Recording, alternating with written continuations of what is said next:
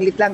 Kalinga Prab, yung ano pala, nung nasa Hong Kong ka, issue nila yung girlfriend daw. Yung girlfriend? Girlfriend. Totoo ba yun? Hindi ko rin alam yan. Ha? Antayin natin umamin. Para sa akin, pag may jowa, tinitigil ko yan eh. Ganon.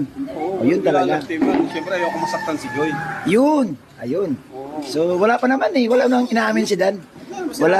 Masaka si Dan, masabi yan sa akin. Siyempre, pinsan mo ba ganyan? Masabi. Siyempre, si Dan naman, ayaw din naman niya kung may girlfriend siya, ayaw niyang masaktan yun. Siyempre, may love team. Oo.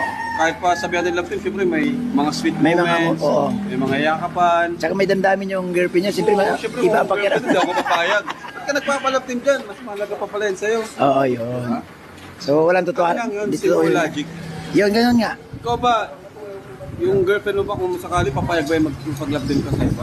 Di ba, no? Parang, Hindi, kahit ikaw mismo, hindi ka papayag. hindi ako papayag talaga. Siyempre, parang may konsensya sa'yo habang Oo, di ba? Habang ginagawa. Serye lang. Oo, love team lang. Totoo, kasi yun eh. Hindi yun basta serye. Kasi tayo vlogger naman Oo, tayo. Hindi naman oo. tayo Hindi naman nasa tayo TV. sa TV.